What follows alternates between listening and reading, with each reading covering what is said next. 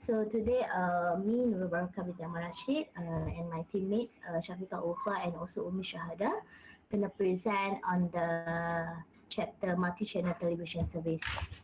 So let's move on to the next. Okay, so this is the takeaways that we're going to discuss for this chapter. So the first one is on the introduction, early years, recent development, current status, factor to watch, career opportunities, and also how this multi-channel television service related to Malaysia. So we're going to start with introduction and the background. So basically this multi-channel, wait now. I think I have a glitch.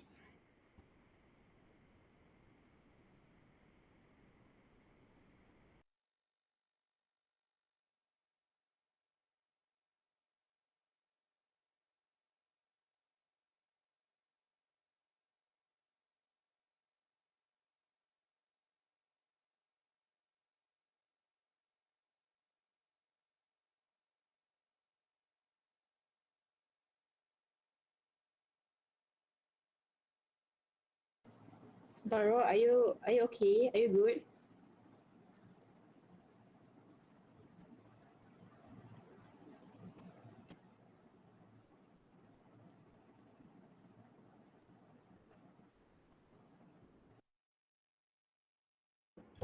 What happened? What happened? Hey, what happened? Okay. No. I have a technical glitch. Okay.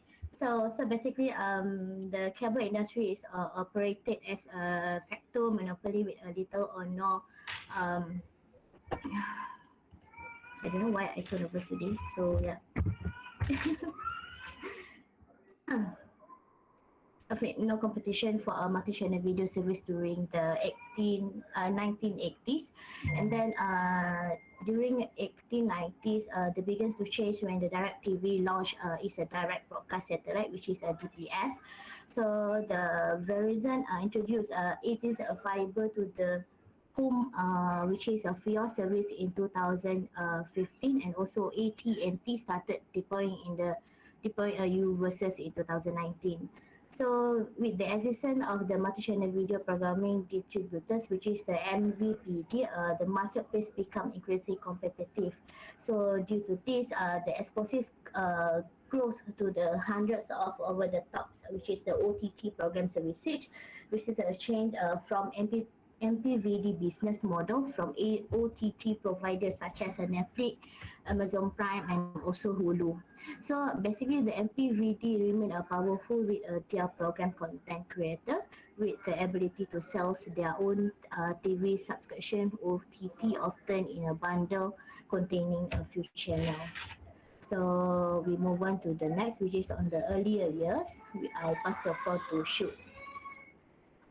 Alright, so the evolutions of Federal Communication Commission regulations, which is we call it FCC, it showed interest in regulating cable TV. And in 1960s, the FCC sensitive to TV broadcasters statutory responsibility to serve their local communities and promote local self-expressions, adopted rules designed to protect over-the-air TV broadcasting.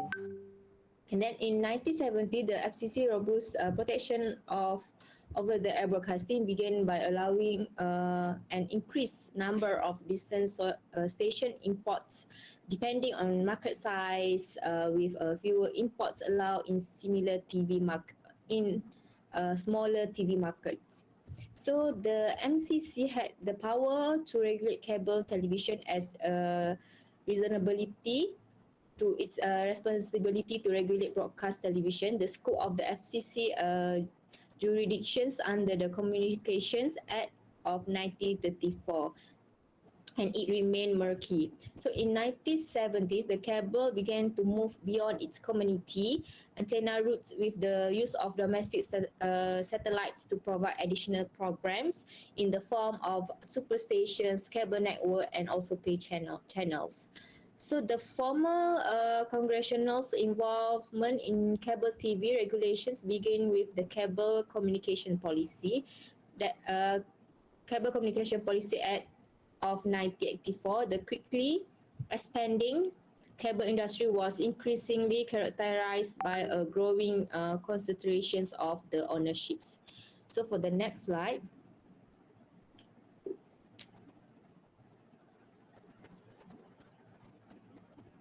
Okay, the distributions of TV programming by the satellite by the late 90s to late 1970s to early 1980s, the satellite was being used to distribute TV programming to cable system, the expanding the lineup of the channels available to subscribers. In the rural area where it's not too commercial to provide cables, one solution, and the one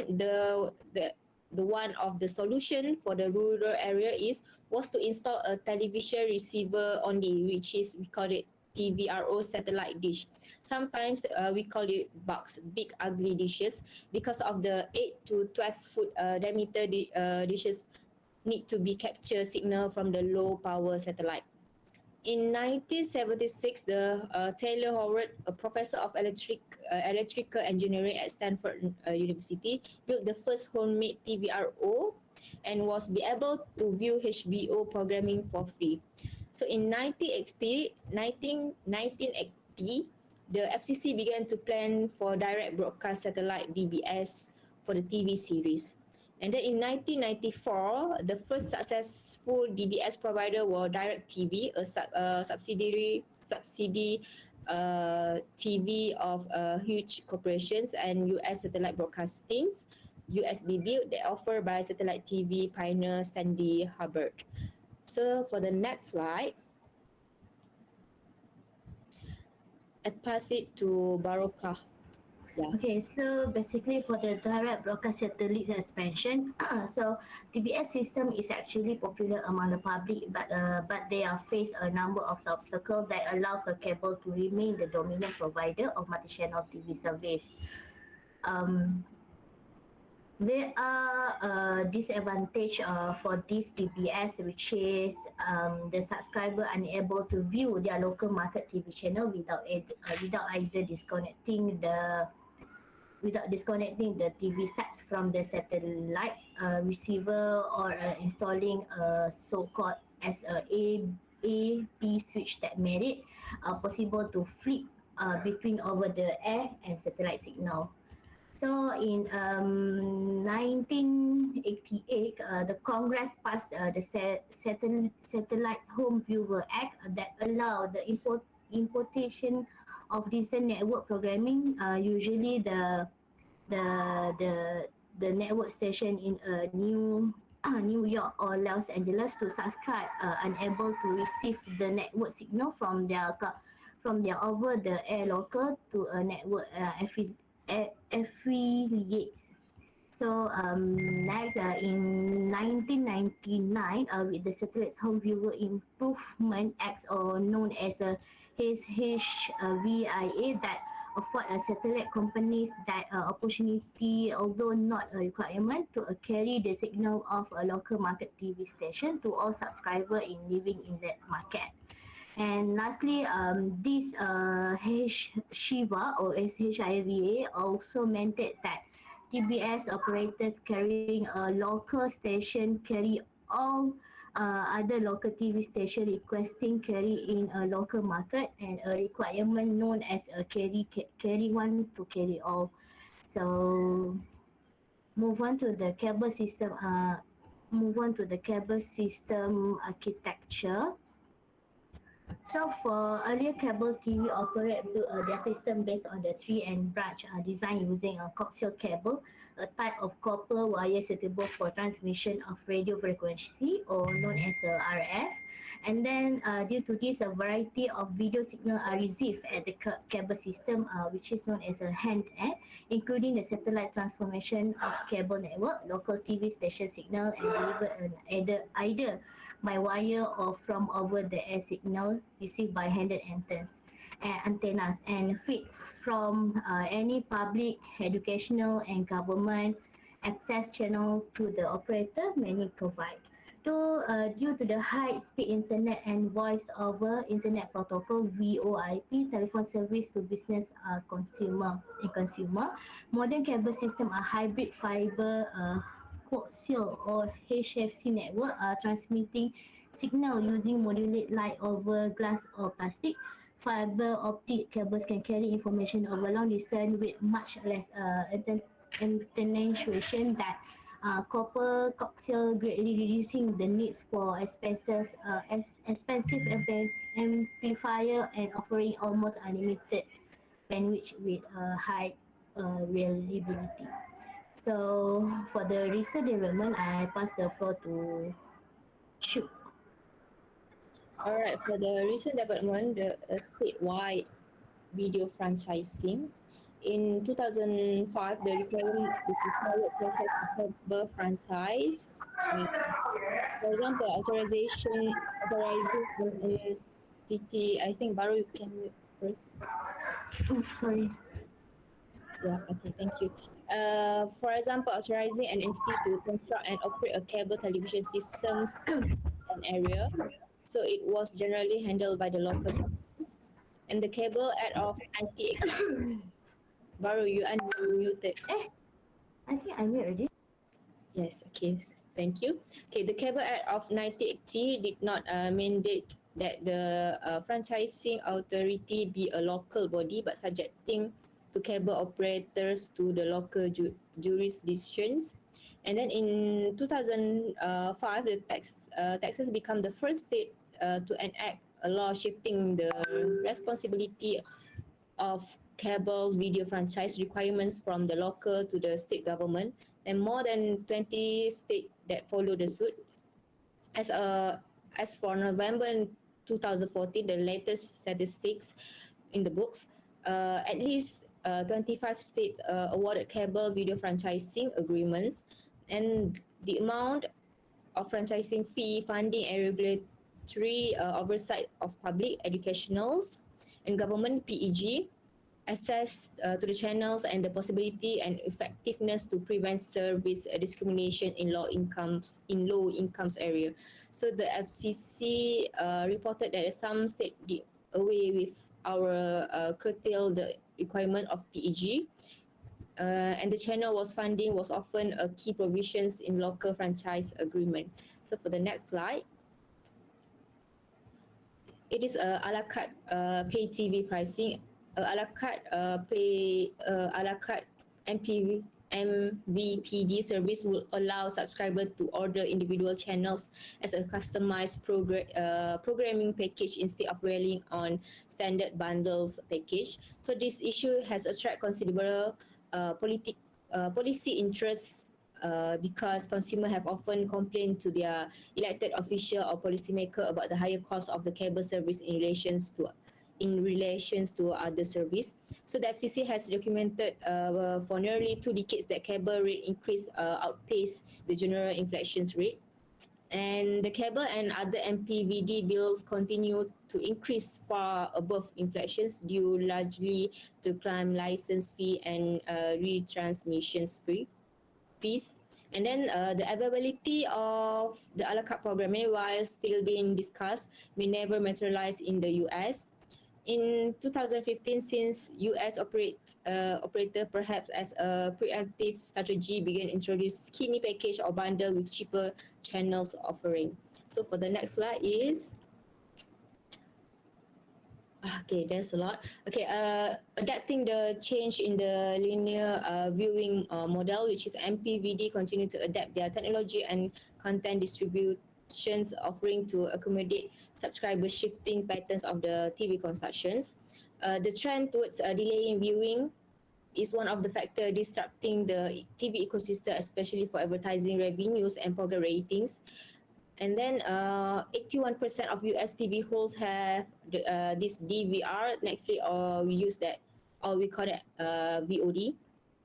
And the versatility of DVR has continued to expand, and the available features are sometimes used by MVPDs to distinguish themselves from the competitors. And another sign of the responsibility upheavals of MPVD is the growing success of the top OTT video service available through a host streaming media players like donglers, box, smart TV, including Roku, Apple TV, Sony PlayStation, and so on. So the rising popularity of broadband delivered video subscription service such as Netflix, Hulu, Amazon Prime have led to the concerns that consumers, especially younger consumers, will be cutting the cord on MVPD subscriptions. So however, for those who satisfied with the existing MVPD service, Netflix has announced that it will make their service available for carriage on cable TV systems. So for the next slide, the retransmissions concerns in Cable Act of 1992 allow local broadcaster to seek financial comprehensions for program carry from MVPD, a process known as retransmission concerns. And some negotiations between parties can degenerate into protracted mercurials who will blink first. This dispute will sometimes lead to high-profile programming blackouts when the broadcaster forces the removal of the sign from the MVPD lines up.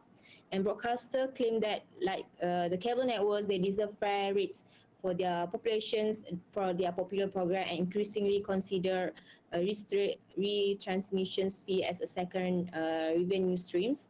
And in December 2014, the prohibitions on broadcaster coordinations in retransmissions concerns negotiations was applied to all same market stations not under common legal control. So the FCC also proposed rules that will label certain broadcaster retransmissions negotiation tactics such as blocking consumer access to a broadcaster's online programming that duplicate its broadcast delivery during a blackout as evidence of not negotiating in good faith. So the next slide, the AT&T change in US MVPD market. AT&T added video programming to its telephones and cellular service with the fiber optic based UVerse service. UVerse was limited to area in which AT&T provided local telephone service, and with not satisfied with the steady growth of UVerse, AT&T brought DirecTV in 2015 for 45.5 billion, and perhaps the illustrating the economy of delivery of video, AT&T immediately began shifting video subscribers to the DirecTV. So for the next slide, I pass it to BAROQAH. So thank you, Umi. So this is the current status of the multi-channel television service. So basically, as you know that TV are everywhere, so known as a TVE allows that MVPD subscriber to access both linear and video on demand, which is VOD, that programming on a variety of in-home and mobile internet connection. So internet connection device. Hence, TVE has a growth in a major marketing strategy of multi-channel video operators to retain a current subscriber, undercut cord-cutting trends, and attract millennials to pay TV subscription by offering channel line up on mobile device. So basically, this MVPDS is offered their subscriber numerous channel for in-home TVE viewing and even for out of home, which is viewing through in a smaller quantity. As you can see that the table given is a pay TV subscriber awareness on the adoption of TV everywhere from 2012 until 2017. I have done some not a research, but I have find it that the pay TV subscriber awareness and adoption is TV everywhere are getting higher year by year. Getting increased year by year from 2017 until now. So the next current is on the skinny bundle. So for the skinny bundle or package refer to a smaller programming package with a fewer channel at potentially lower cost to consumer. and it's also less automatically also allow provider to save on the cost of programming. So basically a skinny bundle does not have to be quantitatively tiny. For instance, DIHH network organizing TV streaming service introduced in 2015, and perhaps the best known example of skinny package that also happened to be an OTT service contain a dozen of channel. So basically, the consumer seems to prefer a smaller TV package while expecting lower monthly bill. A consumer may be disappointed at the limited menu of channel and frustrated by the extra charges they will have to pay to obtain additional channel. So as for the distributors, they may embrace skinny package as a marketing strategy to stabilize cutting losers shade less popular channel from their lineups and counts cord neighbors such as never subscribing to an MPVD with a cheaper alternative as per study of Hagen and Ramachan in 2014. But they also risk cord sharing, for example, downgrading video service from their traditional pay TV subscriber and higher churn such as a subscriber turnover. So next, the last one is on the decline of MVPD subscription.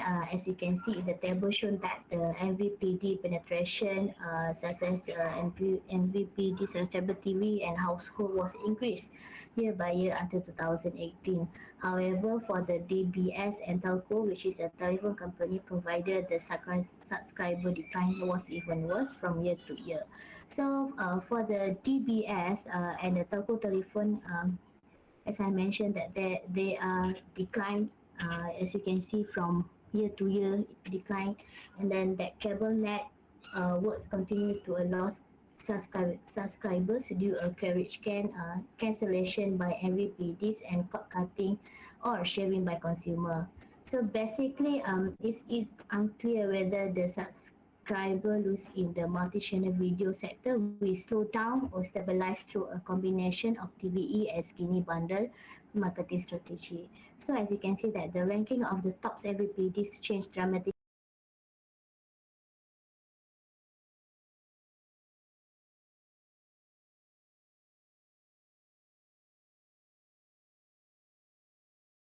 PD subscriber at the end of 2017.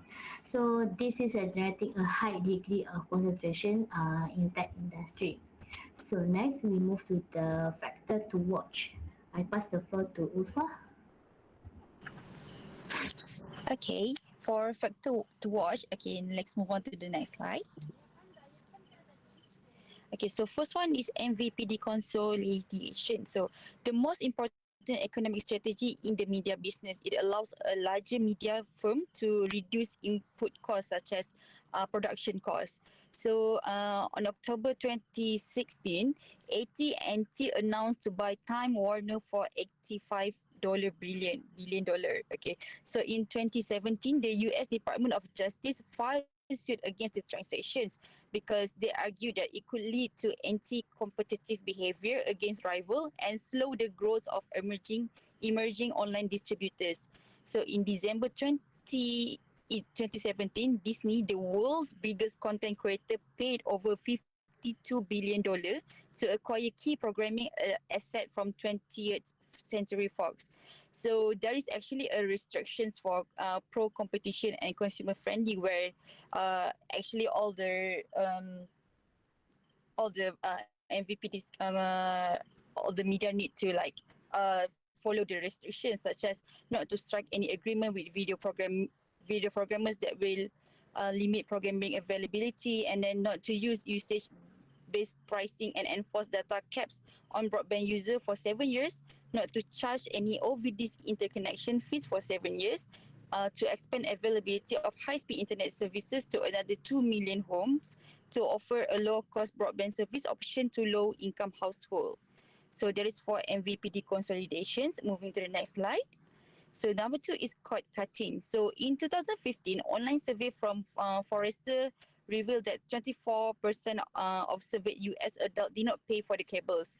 And in December 2017, 56% of the respondents reported that they did not think that they will still be a cable subscribers in 5 years from that time. The decline in pay TV subscription may reverse itself by the changing viewing habits of the older millennials who have children. So what had been said by Baro before, we already read like a research before that 2017 up until now, we see people was like subscribe to the TV more because they already have families. So the family needs to watch televisions. The family needs to have something to watch with their children and with their parents, something like that. So this is going to be a good choice for future, but not for now. Next one. So we have a virtual MVPD service. So this virtual MVPD service offer a low cost and limited channel package via streaming technologies. So we have like Sling TV, Direct TV Now, PlayStation View, Hulu with Live TV and YouTube TV.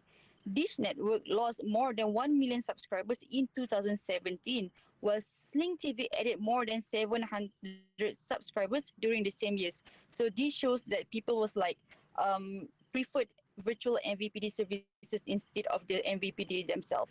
So the last one is smart technologies, where in 2017, broadband generates more than $20 billion in annual revenue. So the cable operators have deployed gigabyte internet services in their footnote. So the cable operators are beginning to develop strategies to monetize the smart home technologies. As we know that smart home technologies are very famous right now. As before, the Xfinity Home is the first one who used the artificial intelligence techniques working on the voice recognition application to command home devices. So let's move on to the next slide, which is the MTV career opportunities. Okay, so basically MTV is a multi-channel TV career opportunities. So the dramatically changing from MVPD marketplace offer an abundance of entry-level jobs and career path for quick learning adaptable application. On the technology side, there is a growing demand for engineer and also computer programmer working across dozen initiatives from system security and cloud computing, network design and facilitate management. So as of a major mass media company, MVPDs also offer the multifaceted set of employment opportunities on the business side, including management, marketing, public relation, business analysis, audience measurement, and much more. This is more like what on the current mass media industry is doing. They are offering lots of jobs like from marketing, from advertising side, and so on. So these opportunities are abundant for those with entrepreneur spirit and being part of the television business, often supplies a touch of a glamour. So next we move on to the how this multi-channel television service related to Malaysia, which is on the Malaysia situation. So I pass the floor to ULFAH. Okay, so as for this question, we divided into two case study. First one is Astro. As we know, Astro themselves have a lot of their own channels such as Astro Ria, Astro Citra, Astro Awani, and Astro Oasis. I mean, many more is in there. So by understanding the demand of their subscribers, Astro started to joint venture with their competitors. So in November 2021, Astro Malaysia Holdings Berhad was like form a partnership to leverage its content with Netflix. So aggregating the Netflix application directly onto their Ultra box so that the customer can stream Netflix content seamlessly for an unbeatable big screen experience at home. Not only Netflix, they also have Disney Hotstar and a lot more applications that will be joint venture with the Astro together. So this will make the Astro #1 aggregator of the best streaming services in Malaysia. As for case study number 2, we have RTM versus Astro. So RTM is a national public broadcaster that is owned by the government itself. So RTM have 6 TV stations, TV1, TV2, TV OK, Berita RTM, Sukan RTM, and TV6, and also 34 radio stations. So RTM Click is RTM's over-the-top media services, or known as OTT. It covers viewers from computer, tablets, smartphones. So the services website contains all RTM television channels and radio station. So it can be streamed online for if the people want to see RTM Parliament debates in their televisions or any smart devices. So it has Okay, I mean, for Astro is a Malaysian satellite television and IPTV provider that wholly owns subsidiary of Astro Malaysia Berhad. So it was granted an exclusive license as the sole pay television provider by the Malaysian federal government. So that is why we can see how Astro have their own right on making any content that they wanted, as long as the content are not breaching any restrictions made or publishing any harmful or negative content to the public. It's not that we're going to say that RCM going to do anything like that. I mean, Astro still have a guideline that they need to focus on to meet the guideline of the government, what the government want the people to see, to watch, and to have. So that is all from me. Next slide. Okay, next we move on to the Q&A section, which is question number 1. How does this OTT is on the top providers such as Netflix, Apple TV that affect our multi-channel TV service? So any thought from the floor?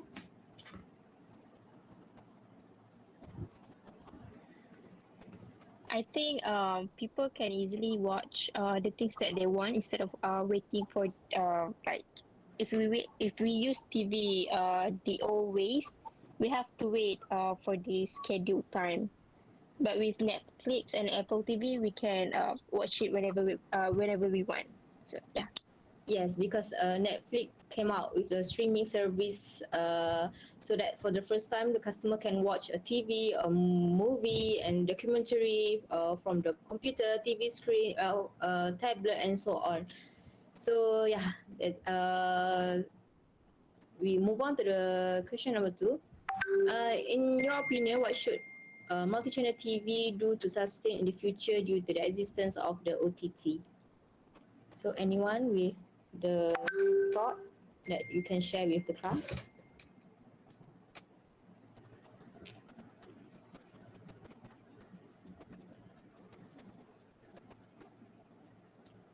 Yeah, anyone? The last questions, please. Okay, a little bit lah, a little bit. I think, in my opinion, they need to repackage it. Okay, because of the internet, number one. After that, if we're talking about MTV, even though they rebrand a lot of times throughout the years, at the end of the day, they still cannot compete with OTT platform. So what they can do is, for example, they actually can repackage it instead of rebrand it. Repackage means the content that they have, they can create something like, for example, like concert, which you can pay-per-view, or maybe they can use something like artists in up close with artists, for example lah. So basically, it's not rebrand anymore. It's more like repackaging to sustain in the industry lah. Yes. Yes, the most important thing is they should work towards on making high quality content that can that can compete with Netflix and so on. True. Yes. So yeah, I think that's all from my group. So yeah, thank you everyone.